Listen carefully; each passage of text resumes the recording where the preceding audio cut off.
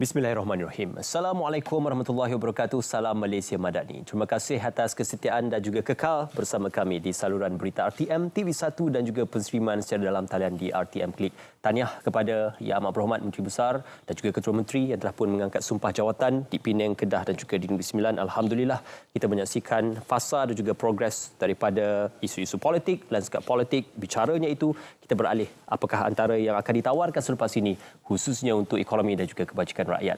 Malam ini kita sebenarnya masih meneruskan kerangka dan juga korelasi seperti mana yang pernah diumumkan oleh Yang Amat Berhormat Perdana Menteri berkenaan tentang inisiatif ekonomi madani.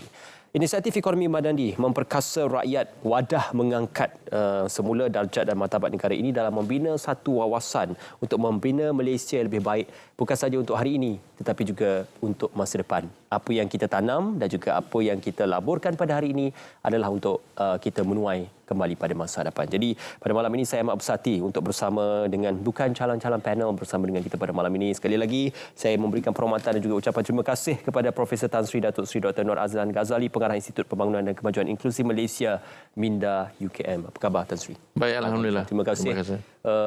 Berbulan-bulan di negara orang, alhamdulillah kini berbakti kembali ke negara sendiri. Terima kasih kesudian dan juga meluangkan masa bersama kami dalam aktivitas pada malam ini. Tapi Tan Sri tidak kesorangan. Kita ada seorang lagi bersama dengan kita secara dalam talian, Dr. Syangkaran Nambiar, Fellow Penyelidikan dan Institut Pendidikan Ekonomi Malaysia MIR. Apa khabar Doktor?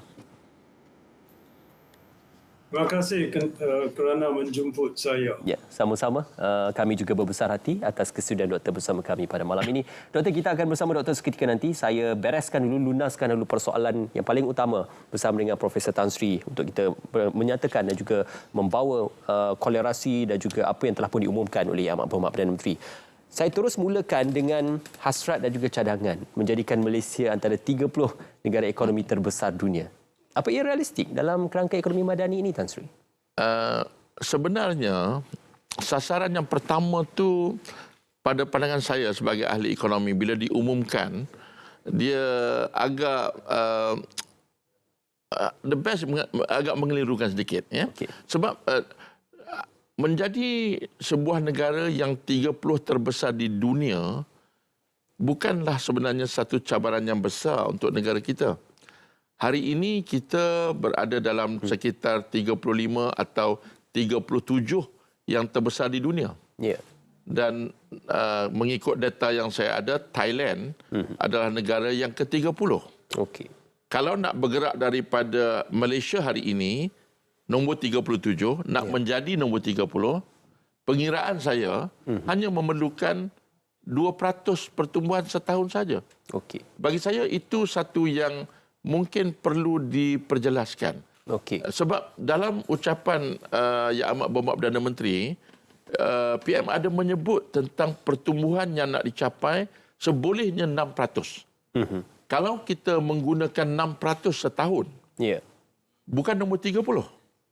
Kita mungkin akan jadi nombor yang lebih baik. Maksudnya dalam kategori macam dalam sekitar ekonomi macam ekonomi Sweden begitu. Okey. Saiznya, ya. Dan kemungkinan yang lebih utama ialah bagaimanakah saiz ekonomi ini diterjemahkan dalam konteks pendapatan rakyat. Ya. Jadi kalau kita tengok Singapura, saiz ekonominya lebih kurang macam Malaysia. Okey. Tetapi pendapatan per kapita mereka sangat tinggi. Okey. Indonesia berlipat kali ganda besar daripada Malaysia. Saiznya. Tetapi pendapatan per kapitanya rendah. Okey. Saya merasakan bahawa sasaran yang utama ialah pendapatan. Itu yang saya rasa, kemungkinan itu yang dimaksudkan oleh Yang Amat Berhormat Perdana Menteri saya. Okey. Bila yang berbagai Tan Sri menyentuh berkenaan tentang isu pendapatan, dalam erti kata mudahnya adalah kita menyentuh berkenaan pasaran buruh.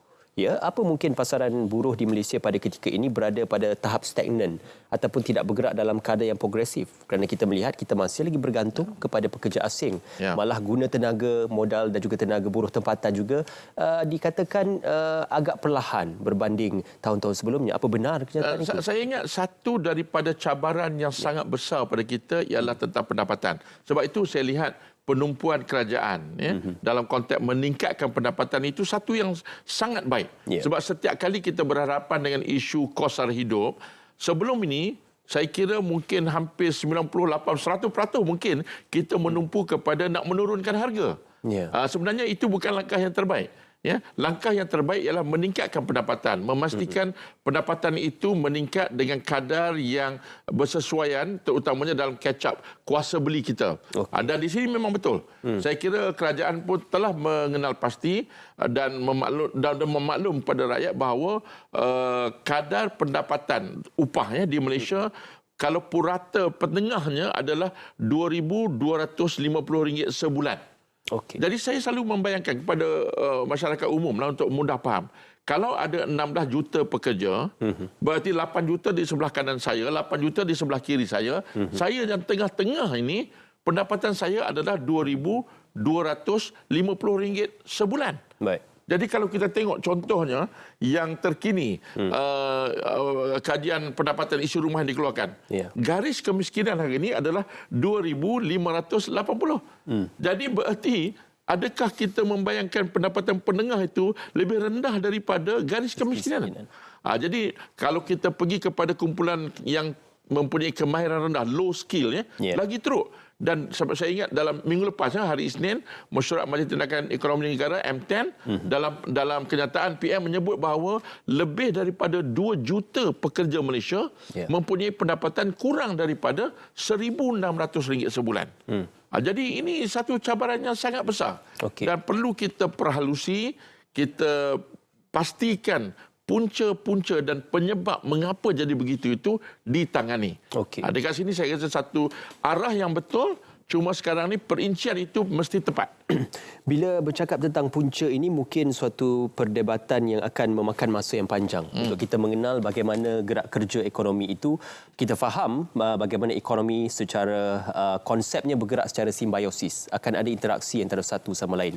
Ini soalan saya nak ajukan kepada Dr. Nambia, juga berkenaan tentang meningkatkan pendapatan. Ayat terakhir yang digunakan oleh Prof. Tan Sri tadi adalah usaha kita untuk meningkatkan pendapatan. Tetapi dalam usaha meningkatkan pendapatan dan juga upah, ia juga akan terkesan kepada kos pengeluaran dan juga kos output dalam sesuatu penghasilan. Maka dalam ini bagaimana kita melihat ia juga akan menyebabkan kos output itu menaikkan harga barang dan juga menyebabkan kos sara hidup juga akan meningkat. Jadi ketiga-tiga ini saling bergerak antara satu sama lain, Doktor. Yang penting saya rasa kita kena pandang dari dua segi, iaitu dari demand side.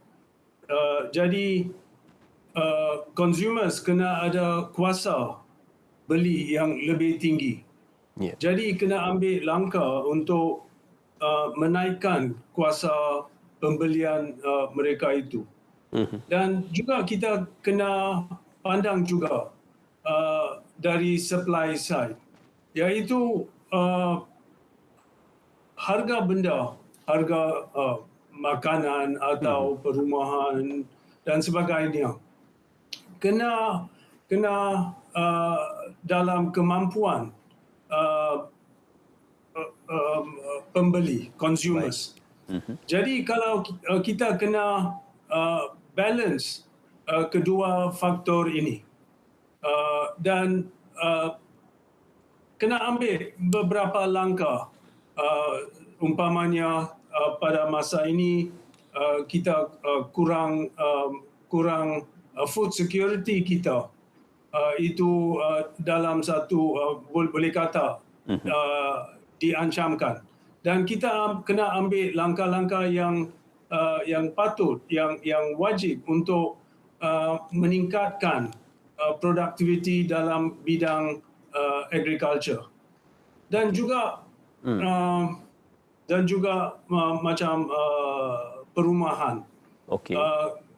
Kena ambil langkah untuk jadikan kos rumah itu lebih affordable untuk rakyat. Ya. Akan tetapi doktor, disebabkan itu kita bercakap berkenaan antara korelasi dan juga kesan ataupun akibat untuk kita melihat meningkatkan pendapatan dan juga potensi negara ini adalah untuk kita menaikkan kadar pendapatan rakyat, khususnya berada pada kadar median dan sebagainya. Jadi, ya, apakah intervensi kerajaan perlu dilibatkan secara sepenuhnya untuk meningkatkan pendapatan, ataupun kita membiarkan ekonomi itu bergerak bebas secara sendirinya mengikut ekonomi kapitalis? itu susah kalau kita bagi ekonomi bergerak secara bebas, tak pasti kita boleh capai apa yang kita nak. Kena buat intervensi. Umpamanya bila kita menarik pelabuhan, kena menarik FDI, foreign direct investment, yang lebih berkesan, yang taraf teknologinya lebih tinggi. Dan untuk menarik investment sebagai itu, kita juga kena ada capability kita dalam negeri ini yang lebih tinggi. Kena ada technological skills yang lebih tinggi. Dan juga taraf education kita kena juga lebih tinggi, dan kita kena ada skill set yang sesuai untuk menarik the new wave of investments sebagai yang lebih digital, data centers, kepakaran dalam artificial intelligence. Kita kena ada talent yang lebih cukup, yang penuh untuk menarik investment sebagai itu. Okey. Dr. Nambia tadi banyak bercerita Tan Sri berkenaan tentang pull factor yang boleh memungkinkan untuk menggerakkan. Disebutkan tentang agriculture, disebutkan tentang AI, disebutkan tentang digital economy dan sebagainya. Ya, memang benar. Itu banyak kita bincangkan dalam pelbagai forum dan juga wahana. Tetapi berfokus kepada kerangka ekonomi madani ini, saya boleh bacakan ada beberapa objektif yang disifatkan sebagai objektif yang menarik untuk dibaca, menarik untuk ditekuni, meningkatkan bahagian pendapatan pekerja kepada 45%, tangga ke-25 teratas dalam indeks persepsi rasuah kemampanan fizikal, sasaran defisit fizikal 3%. Tetapi soalnya, ada cadangan untuk menginstitusikan kerangka ekonomi madani ini. Tidak cukupkah kita mempunyai Kementerian Ekonomi? Tidak cukupkah M10 dan juga unit perancangan ekonomi? Bagi saya, bila mana kita ada plan strategik, saya anggap ini plan strategik. Dalam pengurusan ekonomi negara, ada perkara-perkara yang mungkin kita anggap rutin biasa, bukan strategik. Tetapi plan strategik ini dia memerlukan fokus yang lebih detail, dia memerlukan koordinasi yang lebih rumit, dia memerlukan pemantauan, pelaksanaan dan pelaporan. Dan juga sekiranya ada permasalahan, dia perlu segera ditangani. Sebab itu bagi saya penting. Saya banyak mengutarakan, merasakan bahawa plan ini dalam konteks perinciannya, dalam konteks intipatinya, menepati keperluan negara kita. Menstruktur ekonomi itu saya dah berjuang dah bertahun-tahun. Dan juga dalam masa yang sama meningkatkan kualiti kehidupan. Simple, mudah faham dan saya bersetuju, tidak ada masalah. Cuma cabaran kita sekarang ni ialah bagaimana kita nak memastikan kali ini dia tidak hanya tertinggal di dalam dokumen saja. Sebab saya dah tengok banyak plan-plan sejak mungkin 12-15 tahun yang sudah. Kita ada banyak plan-plan induk, plan-plan rancangan Malaysia 5 tahun, plan-plan sektoral dalam perdagangan, dalam perindustrian, dalam pertanian dan sebagainya, dalam pelancongan dan sebagainya. Cuma yang menjadi masalah kita ialah di manakah kedudukan plan itu sekarang? Di manakah sasaran-sasaran yang dinyatakan? Masih terpakai ataupun sudah terkubur? Ataupun tidak terpakai. Kalau saya ingat, saya pernah mengangkat perkara ini tentang plan induk pendidikan negara. 2013 kita lancarkan. Saya ingat lagi, bergendang kita. Ada 11 anjakan. Apa jadi pada 11 anjakan ni? Dah hampir sekarang ni kalau mengikut plan induk pendidikan itu yang di bawah Kementerian Pendidikan Malaysia, dia tamat 2025. Kalau saya sekarang adalah masa kita berbincang betul-betul apa jadi dengan 11 anjakan yang disebut di dalam plan induk. Sekarang ni hilang berganjak mungkin. Mungkin. Jadi berarti sebab itu saya menekankan rancangan Malaysia ke-12 juga begitu. Sekarang ni very soon akan keluar kajian separuh penggal. Dia ada 14 game changer. Saya memang hafal semua ni. 14 game changer ni sekarang berada di mana? Dah berubah, dah maju, dah capai atau apa masalahnya. Jadi sebab itu penting bila mana kita negara yang mempunyai plan strategi. Kita harus ingat ya, PM menyebut dengan jelas dalam ucapan beliau menyatakan bahawa Malaysia kini terperangkap dalam kitaran ekonomi yang berbahaya. Itu bahasa yang digunakan oleh PM. Jadi berarti oleh sebab itu kita perlunya ada plan Madani ini. Jadi berarti sebab itu saya merasakan kita perlu ada pasukan yang khusus. Bukan berarti mengenepikan kementerian, tidak. Apa berbahaya itu terkandung ataupun tertumpu kepada ekonomi yang tidak bersifat berpendapatan tinggi?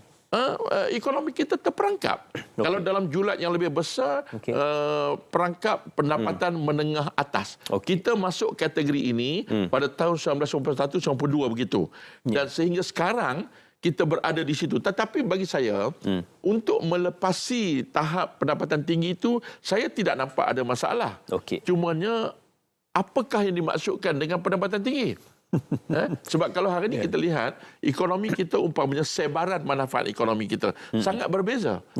Kalau saya tafsirkan bahawa ada 5, Kuala Lumpur, Pulau Pinang, Johor, Melaka dan Selangor. Yang menghasilkan 62% daripada ekonomi negara kita. Yang lain-lainnya masih minta maaf tercorot di belakang. Okey, Tan Sri, itu kita akan sambung seketika nanti kerana membahagikan mengikut komposisi sumbangan negeri ini juga penting melihatkan kepada sumbangannya secara komprehensif dan juga secara konklusif kepada negara secara keseluruhan. Kita nak berehat seketika dan kita akan kembali selepas ini.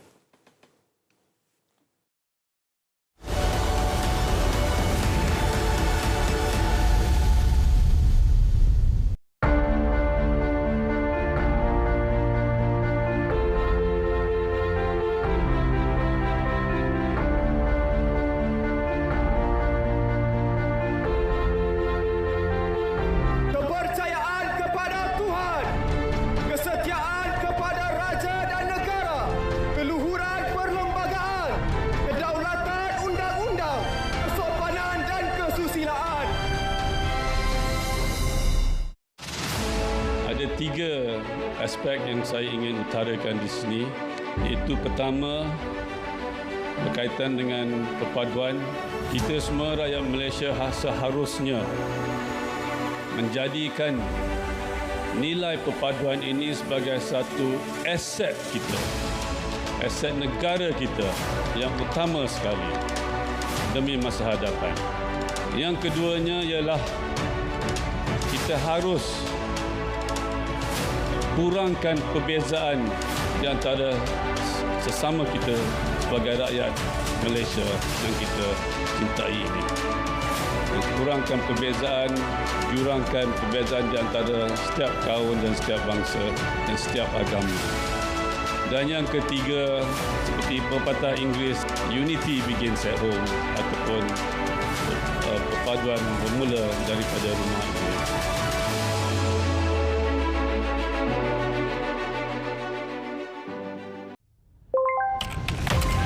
Dalam kita membangunkan aplikasi yang memberi kesejahteraan kepada negara, ada yang menyalahgunakannya. Sejak kebelakangan ini, terdapat peningkatan ketara dalam penyebaran maklumat atau berita palsu yang boleh menimbulkan kekeliruan dan kegusaran di kalangan masyarakat. Ancaman berita palsu tanpa verifikasi sumber, fakta dan maklumat memberi impak serta implikasi negatif kepada rakyat dan negara. Sebarang penyebaran berita palsu akan dikenakan tindakan undang-undang serta didakwa mengikut Seksyen 505 Kanun Kesiksaan dan Seksyen 233 Akta Komunikasi dan Multimedia 1998. Denda maksimum RM50,000 atau penjara tidak melebihi 1 tahun atau kedua-duanya dan juga denda selanjutnya setiap hari kesalahan berjumlah RM1,000. Bersama, cegah berita palsu. Sebar fakta, bukan dusta. Tidak pasti, jangan kongsi.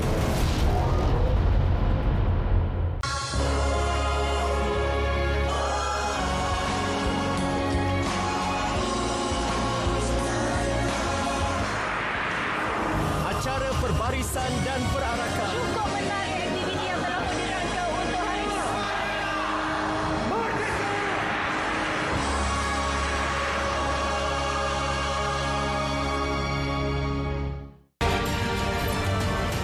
Melihat kepada kejayaan dan impak besar program e-Tunai, kerajaan bersetuju untuk menawarkan kredit e-tunai sebanyak RM100 kepada semua rakyat dewasa Malaysia yang berpendapatan RM100,000 setahun dan ke bawah.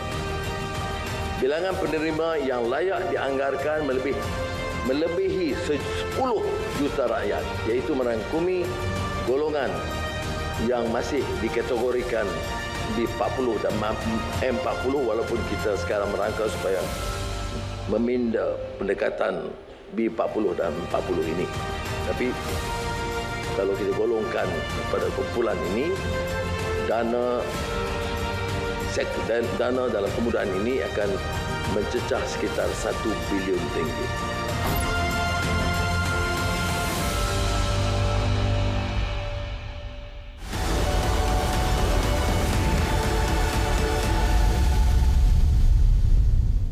Bersua kembali, kerangka ekonomi madani, Prof Tan Sri. Banyak kenyataan dikeluarkan oleh Prof Tan Sri berkenaan tentang ekonomi madani. Mungkin beberapa cadangan yang disifatkan realistik dan juga cadangan yang boleh diimplementasikan. Dalam kita berharap supaya kerangka ekonomi madani ini tidak hanya menjadi suatu dokumen yang hanya akan dibaca tanpa diimplementasikan, bagaimana konsep accountability dan juga konsep untuk menguraikan kompleksiti ataupun kerumitan dalam pelaksanaannya itu boleh dan juga rasional untuk dilaksanakan, Tan Sri? Bagi saya boleh. Sebab itu, tetapi again saya kena push the idea that kita perlu ada pasukan yang berdedikasi untuk melaksanakan perkara ini. Sebab sebahagian besar daripada cabaran-cabaran yang kita hadapi dan juga cadangan-cadangan langkah-langkah strategik ini, dia memerlukan kebersamaan pelbagai pihak, pelbagai kementerian. Kalau kita ambil contohlah, katalah kita nak bangunkan Malaysia sebagai destinasi pelaburan. Kita perlu ada kelancaran, kemudahan untuk peniaga umpamanya. Kita perlu ada infrastruktur yang akan menyokong pelaburan dalam negara kita. Pelabur.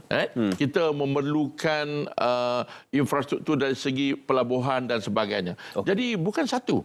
Dia perlukan, kalau kita bercakap nak jadi negara yang canggih, kompleks, kita perlukan, tadi Dr. Nambia sebut, kita memerlukan tenaga kerja yang berkualiti tinggi. Jadi ini perlu ada Kementerian Pendidikan Tinggi, Kementerian Pelajaran Pendidikan kena bertindak, Kementerian Sumber Manusia kena bertindak. Ya, PM menyebut di dalam ucapan mengatakan kita nak mengurangkan kebergantungan kepada pekerja asing yang tidak ada kemahiran. Ayat ini disebut di dalam rancangan Malaysia ke-9 tahun 2009. Hari ini dah 14 tahun. Kita sebut lagi. Jadi persoalannya bagaimana kita nak mengurangkan kebergantungan. Jadi pihak industri dan sebagainya perlu beralih cara mereka bekerja. Jadi kalau kita lihat perkara-perkara ini, dia semuanya berkait antara satu sama lain. Tetapi apa mungkin 3D ini boleh digantikan dengan pekerja tempatan kerana tidak nampak realistiknya untuk para graduan berada di dalam pekerjaan 3D? Bagi saya, kita yang mengistilahkan dia 3D. Saya ingat itu satu kesilapan besar kita. Kita nak gantikan dengan apa? Dirty, dangerous, difficult ni jadi satu alasan kukuh kita untuk bawa pekerja-pekerja asing. Sebenarnya, jawapan kepada dirty, bersihkan dia. Dangerous, selamatkan dia. And difficult, mudahkan dia. Dan teknologi boleh menyelesaikan masalah ini. Tidak semesti kerja itu mesti bergelumang dengan, contohnya kalau nak memungut sampah. Dia tak semesti kotor seperti yang kita lihat hari ini. Saya kebetulan, alhamdulillah, saya berpeluang duduk di negara maju. Saya melihat kaedah pengutipan sampah mereka boleh dilaksanakan oleh seorang memandu truk yang mempunyai segala teknologi dan dia tak turun daripada truk pun. Dan kalau di Malaysia, kita truk bergerak dan ada 5-6 orang berlari dengan truk. Jadi kenapa kita tidak menggunakan teknologi? Itu bukan nak pergi ke bulan teknologi itu. Itu teknologi yang sangat mudah. Tapi Tan Sri, negara maju pun masih mempunyai masalah kemiskinan. Tidak boleh lari. Kemiskinan ini sebenarnya dia macam pengangguran lah. Pengangguran ni dalam bahasa ekonomi, bila sampai lebih kurang 3%, kita dah anggap guna tenaga penuh. Jadi there's no such thing as kosong. Kalau kadar pengangguran kosong, confirm inflasi, kenaikan harga akan berlaku. Jadi kemiskinan pun begitu. Kemiskinan ini pertamanya secara mutlaknya memang akan ada masyarakat yang terperangkap. Tetapi dia, bagi saya lah, Malaysia hari ini, kita ada kemiskinan, no issue. Tetapi kita harus ingat, kita darang daripada kemiskinan yang 50%. Okey. Turun kepada mungkin sekarang dalam sekitar mungkin 8% begitu. Tetapi isu utama Malaysia sebenarnya bukan kemiskinan. Okey. Isu utama kita ialah kualiti kehidupan. Yang kita bercakap tentang orang yang pendapatan rendah ini. Kehidupan mereka tidak decent. Maksudnya tidak selesa kehidupan mereka. Ya. Ada pendapatan, ada rumah, ada kemudahan-kemudahan asas. Tetapi mereka tidak selesa. Jadi bagi saya, menangani kemiskinan, teruskan. PM pun nak menoktahkan kemiskinan. Tetapi jangan kita lupa bahawa sebahagian besar penduduk Malaysia sebenarnya berhadapan dengan kehidupan yang tidak selesa. Okey. Ini satu fokus yang berbeza. Jadi bila ekonomi berganjak, ekonomi semakin membesar, negara kita ni sebenarnya lebih kurang dalam 12% saja nak jadi negara berpendapatan tinggi. Itu negara Ya. Tetapi orangnya tak semestinya begitu. Jadi bagi saya, again, semua yang dinyatakan itu, saya sebenarnya sebagai ahli ekonomi, saya amat menyanjungi apa yang disebut oleh PM. Ya. Dan saya rasa cabaran satu negara ialah kita nak pastikan apa yang disebut itu berlaku. Semua 7 sasaran tadi, setidak-tidaknya kita akan lihat peningkatan. Kalau tak tercapai pun, setengah hanya terlalu jauh sebenarnya, Ismail. Kalau kita ambil contohnya, hari ini 32.4% Okey. daripada pendapatan negara pergi kepada pekerja. Sasaran madani nak pergi ke 45%. Jauh tu. Sebenarnya kita dah capai 37%. COVID turun 32.4%. Okey. Ismail, 32.4% ini adalah sama dengan angka tahun 2011.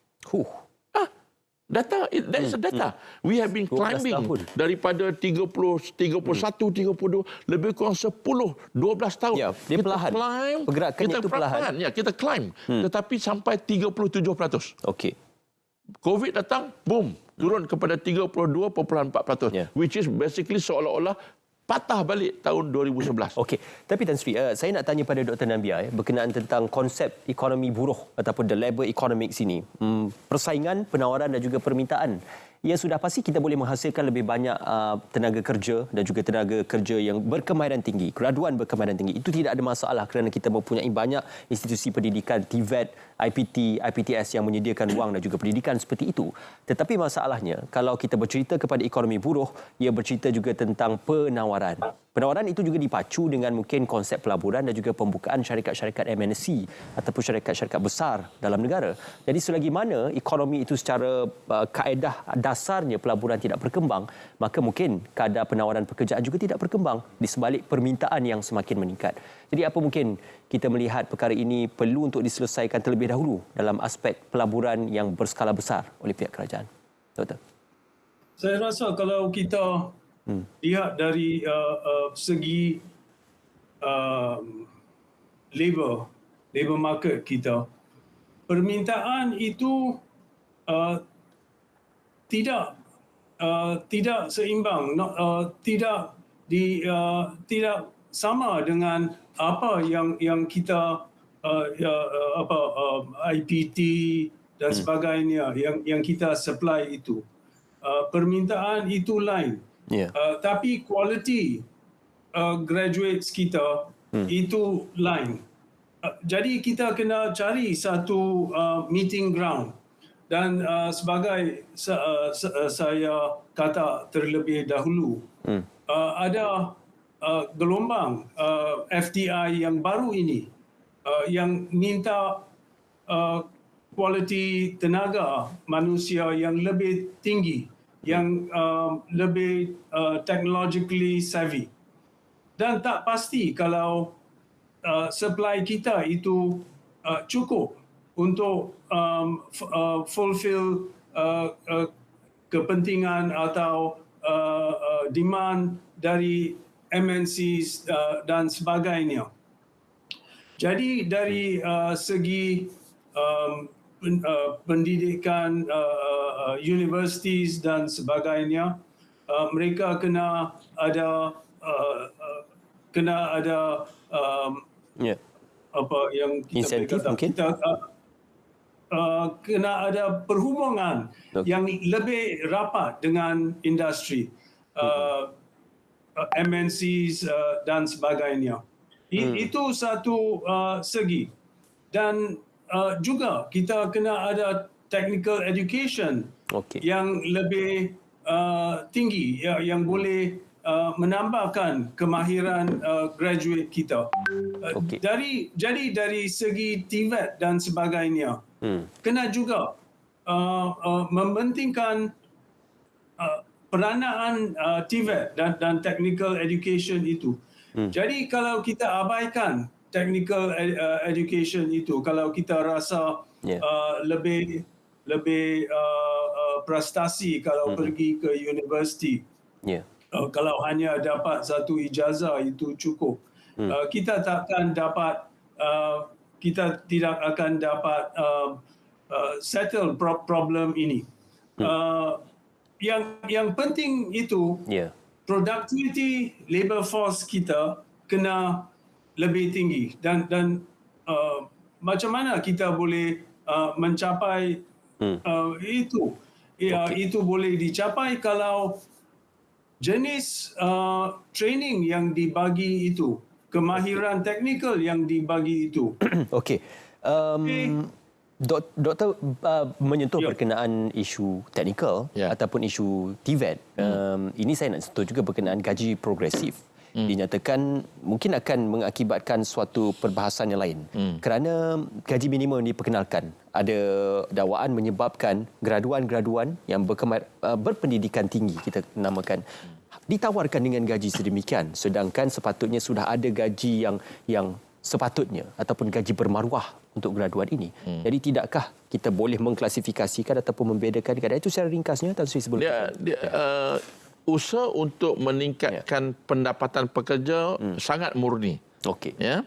Cumanya ialah bagaimana kita laksanakan tindakan ini. Sebab itu pada pandangan saya, pertama bagus ada perbincangan di M10 minggu lepas tentang dasar gaji progresif.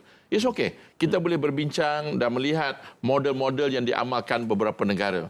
Cuma pandangan saya ialah sebelum kita memuktamadkan, mengatakan itu cara kita nak bergerak ke hadapan, saya rasa kita perlu sedikit lebih teliti, cuba mencari di mana puncanya. Ya, kalau kita tengok sepokok, kalau pokok kita nampak daun tu daripada hijau dia jadi kekuningan. Kalau kita rasa okey, kita nak jadikan dia hijau, kita ambil cat hijau, cat daun tadi daripada kuning jadi hijau, kita ingat dah hijau. Tapi masalah puncanya nun di akar sana.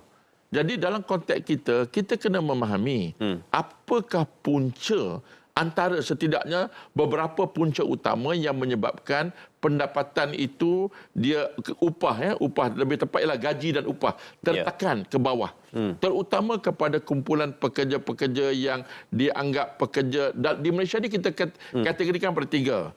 Satu mahir, separa mahir dan tidak mahir ataupun kurang kemahiran rendah. Yang itu yang paling teruk sekali, dan rata-rata di sinilah kumpulan yang kita juga hampir sama, iaitu kumpulan B40 itu. Jadi masalahnya apakah melibatkan majikan secara persih? Bagi saya majikan pun ada peranan, supply and demand lah. Jadi kalau kita ambil contohnya, kalau di peringkat bawah, kalau 90% pekerja itu merasakan kalau dibayar gaji 1,500 saya dah okey. Berarti itulah yang akan jadi mediannya ataupun majoritinya. Jadi berarti sebab itu saya katakan kalau kita ada lambakan pekerja asing. Saya nak kata ketawa pun tidak, tapi saya tengok ada dua menteri baru ni, menteri sekarang ni yang keluar dalam surat khabar mengatakan bilangan pekerja asing hanya 1.4 juta. Itu satu angka yang mungkin jauh daripada apa yang sebenarnya. Mungkin mereka merujuk kepada yang berdaftar mungkin. Tetapi ada laporan yang mengatakan dah mencecah 5-6 juta. Jadi berarti kalau inilah kumpulan majoriti, maka gajinya juga akan mengikut keinginan dan hasrat mereka. Jadi saya pernah berjumpa dengan kumpulan B40. Saya pernah buat satu bengkel dengan B40. Rata-rata mengata saya bersedia untuk bekerja buruh atau bekerja di peringkat yang bawah. Tetapi untuk hidup cara orang Malaysia, untuk hidup dengan keperluan dia di Malaysia, dia memerlukan gaji mungkin dalam 3,500. Tetapi 90% pekerja adalah pekerja asing. Mereka menggunakan standard negara mereka, 1,500 dah bagus. Okey. Jadi berarti itu antara isu yang penting. Tapi saya sikit skeptikal kalau yang kita boleh mengurangkan jumlah kebergantungan daripada pekerja asing, apa mungkin gaji itu juga akan meningkat ataupun menaik, kerana itu juga mungkin pandangan yang skeptikal boleh kita utarakan. Itu kita akan bicarakan lanjut seketika nanti dalam Naratif Khas pada malam ini.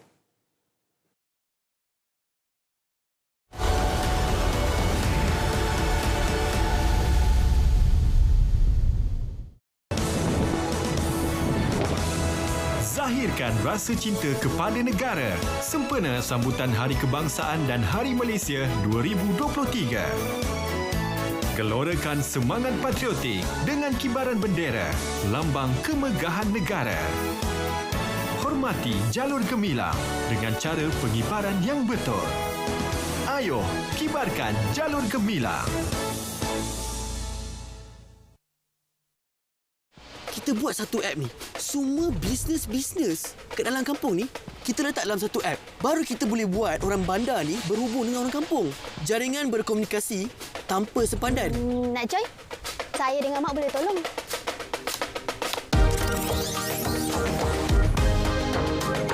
You guys ready? 1, 2, 3. Publish! Korang! Saya letak apps kita ni dekat dalam media sosial. Diorang beli set berpantang dekat dalam apps kita. Serius ah?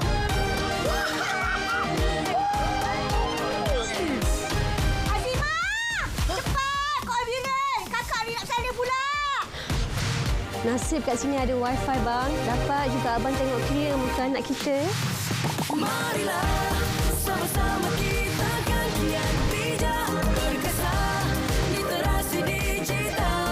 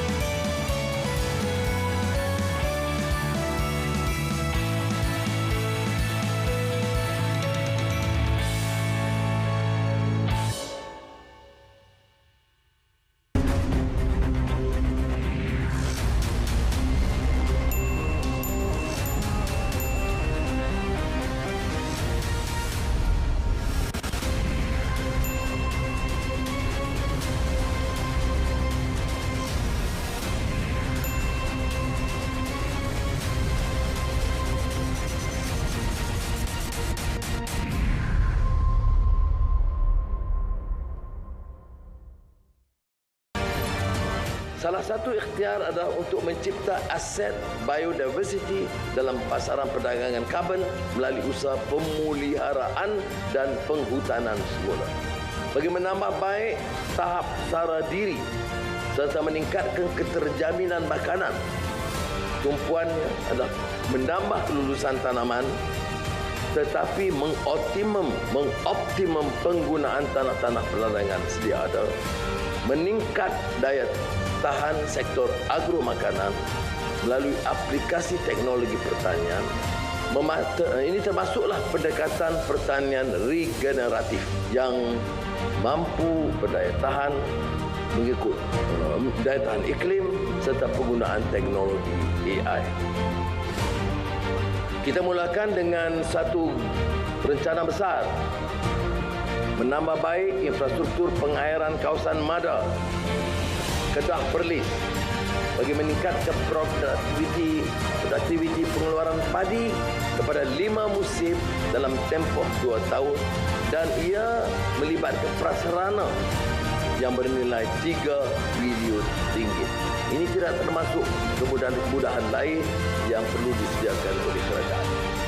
bagi menyediakan sokongan kepada industri makanan tempatan untuk meningkatkan pengeluaran. 200 juta ringgit disediakan di bawah Agrobank untuk membantu menyediakan kemudahan pembiayaan khususnya untuk aplikasi teknologi moden untuk pertanian.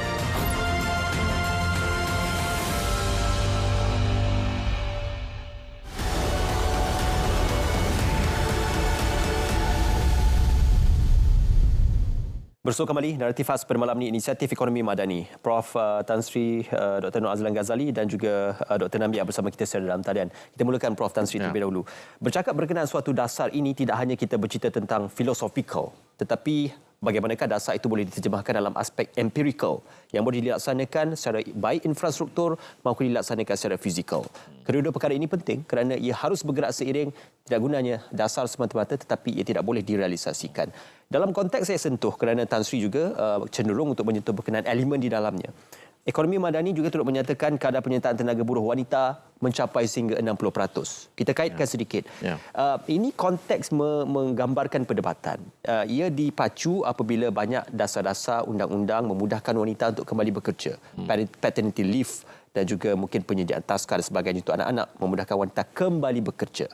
Cuma apabila kita bercakap dari segi kitaran ekonomi, apabila wanita kembali bekerja, kadar perkahwinan berkurang, kadar kelahiran juga berkurang. Ini juga menyebabkan situasi genting kepada ekonomi. Jadi di mana timbang taranya? Dia semua polisi-polisi sebagainya memang ada baik dan buruknya. Semua ada, boleh kata begitu. Cumanya dalam konteks wanita, pertama sekali yang saya ingat kita perlu ambil peluang perjelaskan di sini. Kita harus berhati-hati dengan tafsiran ekonomi. Termasuk saya, orang macam saya lah. Bila kita mengistilahkan sumbangan kepada negara. Kalau KDNK lah, keluaran dalam kasar negara. Kalau saya hantar baju ke Dobi, itu masuk dalam KDNK negara. Kalau isteri saya basuh baju, itu tak masuk dalam KDNK negara. Kalau saya hantar anak ke Tadika, itu masuk dalam KDNK negara. Tetapi kalau isteri saya jaga anak-anak, itu tak masuk dalam KDNK negara. Tapi masuk kebahagiaan keluarga. Kebahagiaan keluarga. Jadi berarti pertamanya kita juga kena berhati-hati. Saya merasakan, bukan saya merasakan, memang confirm bahawa anggaran yang menyatakan sumbangan wanita kepada ekonomi yang kita dengar selalu ini sebenarnya underestimate. I think the female wanita sebenarnya menyumbang jauh lebih banyak lagi daripada angka-angka ekonomi. Tapi of course lah, untuk kita membuat perbandingan seluruh dunia, kita tak boleh lari daripada angka-angka ni. Cumanya bagi saya lah, kita kena ada keseimbangan. Keseimbangan dari segi, sebab kalau kita lihat dalam Madani ni, saya ingat semasa awal tahun bila yang buku induk yang dikeluarkan itu, dia bercakap tentang ihsan, bercakap tentang nilai-nilai kemanusiaan, kasih sayang dan sebagainya. Jadi ada juga peranan-peranan yang diperlukan dalam institusi keluarga umpamanya. Jadi cumanya yang kita tak mahu ialah bila mana wanita bersedia untuk bekerja tetapi dia dikekang ataupun ekstrim, dia diskriminate. Maksudnya saya tak boleh ambil you sebab you wanita. Itu diskriminasi. Jadi berarti itu perkara-perkara itu perlu ditangani dahulu. Adakah berlaku diskriminasi terhadap wanita untuk bekerja? Dan keduanya, saya kira kita kena mencari jalan. Kita tidak dapat elak. Ini Allah Ta'ala dah kudratkan. Maksudnya ada lelaki, ada wanita. Dan biologi kita berbeza. Jadi berarti wanita melahirkan anak sebagai contoh. Jadi mereka perlu diberi ruang untuk exit daripada pasaran pekerjaan sebentar. But to re-enter itu mudah. Jadi berarti kita kena ambil konteks itu. Dan saya setuju dengan pandangan Ismail tadi. Maksudnya dalam konteks kita, ini konteks dalam konteks kita, keluarga, kebahagiaan keluarga itu penting. Jadi tak bolehlah kita kata everybody go to work and then just leave your family like that. Jadi berarti dekat situ pun. Tapi kalau isu diskriminasi itu salah dari segi undang-undang. Terbit isu diskriminasi, Dr. Nambiar, ini berkenaan tentang kita membuat perbandingan. Kadar graduan wanita boleh dikatakan adalah peratusan yang dilahirkan saban tahun lebih tinggi berbanding lelaki. Dan juga jumlah pendidikan dan juga jumlah penyertaan wanita dalam IPT juga boleh kita gambarkan secara mata kasarnya lebih daripada lelaki. Tetapi kadar penyertaan buruh wanita dalam konteks pekerjaan ini adalah lebih rendah. Malah mereka juga terpaksa bersaing dalam satu persaingan yang tidak setara atau seimbang. Apa puncanya dan bagaimana menyelesaikan isu ini kerana mereka berpendidikan tinggi dan kadar literasi tinggi. Tapi di mana peluang untuk wanita? Kalau kita nampak enrolment dekat universiti dan sebagainya, ada lebih wanita yang jadi pelajar. Lelaki itu mereka selepas sekolah lebih minat masuk bekerja sebagai gig worker dan sebagainya. Jadi kenapa wanita itu tak masuk dalam labor force, dan apa yang kita harus buat untuk menggalakkan mereka mengambil bahagian yang lebih aktif dalam labor force itu. Kalau kita nak panggil kita sebagai satu ekonomi penyayang, jadi kita mesti design ekonomi kita supaya membantu wanita. Jadi kalau kita membantu wanita dalam peranan mereka sebagai isteri, sebagai pekerja, sebagai emak, mak dan sebagainya, kalau kita dapat membantu mereka, jadi mereka boleh ambil bahagian dalam ekonomi secara lebih aktif. Jadi kena ada flexibility yang patut untuk wanita.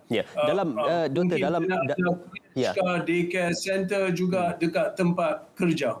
Kalau kita ada fasiliti macam itu, wanita boleh ambil peranan yang lebih aktif dalam labor force. Okey. Silakan Tan Sri. Tadi apa yang Dr. Nabil sebut. Sebab saya ingat perlu rakyat semua memahami bahawa sebab saya memang ahli ekonomi, kita tengok pada data. Di Malaysia, wanita dia kita ni labor force ni kita masuk dan kita ada keluar. Masa kita bersara kita keluarlah.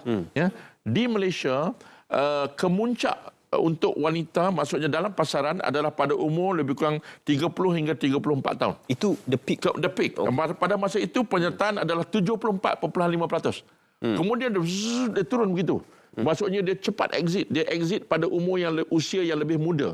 Berbanding dengan lelaki 40 hingga 44%. Pada masa itu dia 97.1%. Jadi dan penurunan dia pun agak perlahan. Bila dia bersara di umur bersara pun ada lagi yang bekerja sebenarnya. Umur usia itu 60 tahun tetapi masih lagi penyertaan 50.4%. Kalau wanita dah jadi 15.6%. Jadi faktornya masih lagi keluarga? Maksudnya? Sorry? Pull factor kepada exit itu masih lagi keluar. Jadi isu sebab itu saya sokong dengan apa Dr. Nabil sebut. Kita kena memahami apakah faktor-faktor yang menyebabkan mereka exit dengan cepat, keluar daripada pasaran buruh dengan cepat. Dan keduanya, ada tidak halangan. Yang saya lebih risau ialah halangan. Maksudnya dia sebenarnya ada benda macam di Malaysia, contohnya kita ada bulan Ramadan katakan. Saya bagi contoh Jadi berarti dalam sebulan bulan Ramadan, kalau orang yang berniaga restoran biasa ni, berarti dia tak boleh berniaga the whole day. Dia buka puasa. Tapi ekonomi kita berkembang. Jadi berarti itu konteks. Ini yang dikatakan contextual. Konteks ini pekerja wanita, ini konteksnya. So bagaimana kita nak memenuhi keperluan ataupun membolehkan mereka bekerja. Terutama hari ini, kita lihat banyak dengan work from home, digitalization. Saya pernah melihat arkitek yang bekerja daripada rumah. Ataupun professional, female professional. Tapi isu work from home itu Tan Sri, ada yang menyatakan kita sudah kembali kepada normal dan work from home itu seolah-olah tidak lagi wujud. That's a problem. Bila berlaku dulu, kita anggap berlaku kerana COVID. Kemudian kita balik kepada tradisional balik. Sedangkan sebenarnya pada masa itu kita dah belajar. Ada beberapa kategori pekerjaan yang seharusnya boleh diteruskan kekal begitu. Dan dia dapat mengurangkan banyak perkara. Tan Sri, kita akan sambung. How to move forward untuk maju ke hadapan, semuanya seketika nanti dalam Narrative Khas.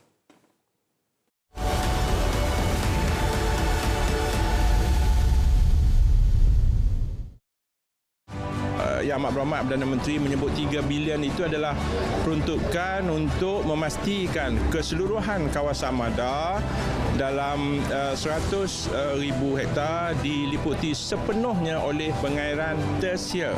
Saya ucapkan terima kasih banyaklah untuk kerajaan telah memberi sumbangan banyak untuk petani sawah padi. Untuk penanaman padi 5 kali 2 tahun. Tentang pemodenan sektor teknologi dan peluang yang diberi oleh syarikat Tesla dalam satelit. Itu semua keperluan asas untuk memajukan sektor pertanian. Sangat penting. Saya sebagai mewakili Satuan Layan Kuala Kedah ingin mengucapkan ribuan terima kasihlah kepada PM bahawa nasib sawah padi di bawah pentadbiran kita yang tegas, kita nak tentukan pendapatan ni betul-betul tinggi. Dengan cara sedemikian, kita selesaikan juga masalah negara dari segi keterjaminan makanan. Hujung bulan lagi, duit yang dicari tidak memadai. Belanja setiap hari, FEN di sini, teman yang sejati. Dengan ikhlas hati, membantu anda berdikari. Sama-sama mendidik diri, bijak-bijak urus wang dengan informasi. Suka duka bersama kita tempuhi. Jangan jadi mangsa penipuan. Hati-hati apabila buat keputusan. Sama-sama didiklah diri dengan FE Network Financial Education Network agar anda bijak wang dalam segala aspek kewangan. Layari fenetwork.my atau kunjungi kami di Facebook, Instagram dan YouTube. Segalanya duit best dengan FEN. Organisasi komersial boleh didakwa jika pegawai atau kaki tangannya memberi dan melakukan rasuah untuk mendapat sesuatu projek. Malah pengurusan syarikat turut boleh didakwa di mahkamah atas kesalahan yang sama. Pesalah akan didakwa di bawah Seksyen 17A Akta SPRM 2009, kesalahan rasuah oleh organisasi komersial. Denda tidak kurang 10 kali nilai suapan atau RM1 juta mengikut mana yang lebih tinggi atau penjara tidak lebih 20 tahun atau kedua-duanya sekali.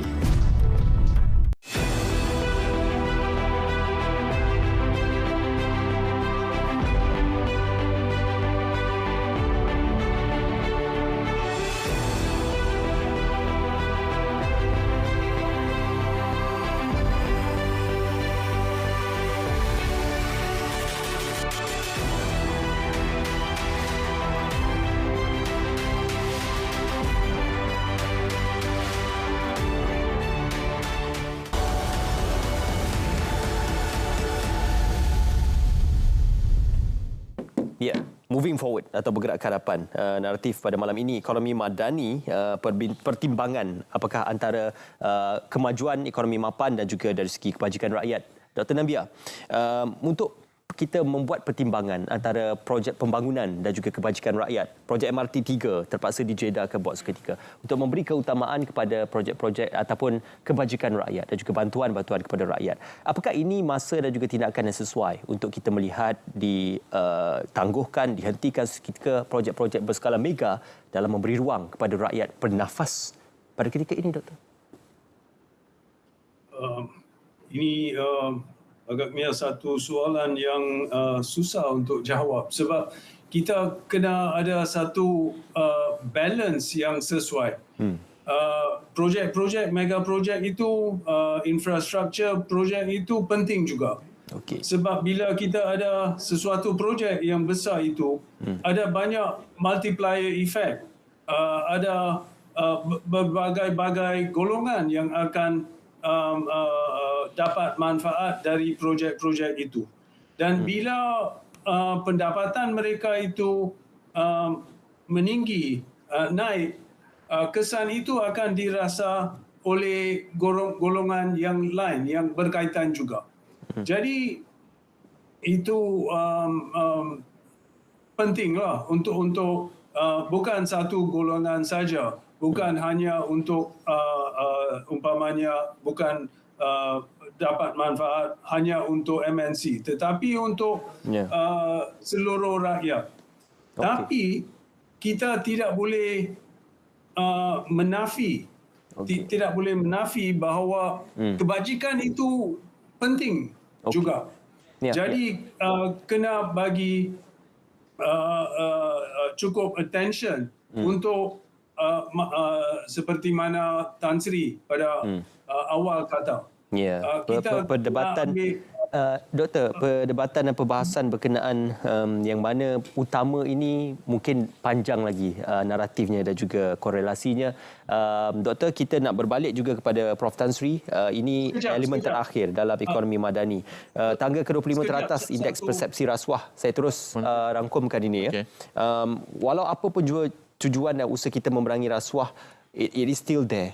Apa yang boleh kita lakukan menangani dan juga mengurangkannya. Dalam konteks ekonomi ini, saya teringat dahulu pada waktu GST, 32 bilion ringgit kutipannya. Tetapi menjadi perbahasan ke mana hasil kutipan itu dan ke mana ia dibelanjakan. Ini melibatkan isu integriti. Maka kalau tidak selesai isu integriti, berapa banyak hasil pendapatan pun tetap akan menjadi suatu kesukaran buat negara, Tan Sri.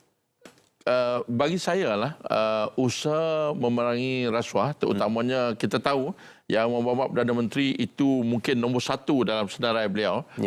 Saya amat menyokong. Bagi saya, lagi banyak kita cakap, mungkin hopefully dengan warning dan amaran yang tegas itu, kenyataan yang tegas itu menyebabkan orang lebih takut ataupun setidak-tidaknya menghindar daripada rasuah. Cumanya yang saya faham ialah ini adalah sebenarnya penyakit manusia.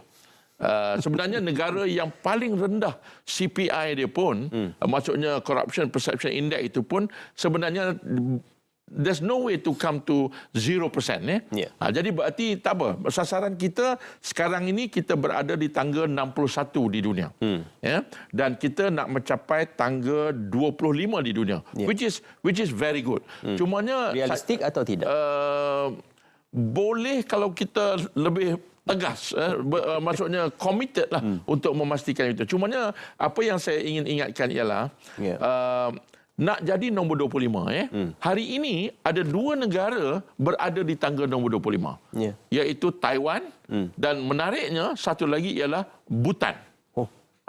Ini menarik. Dua-dua negara ini berada di tangga 25. Apa yang beza? Taiwan berada di tangga corruption yang rendah, maksudnya 25, dan pendapatan mereka, purata mereka, pendapatan per kapita mereka $32,000.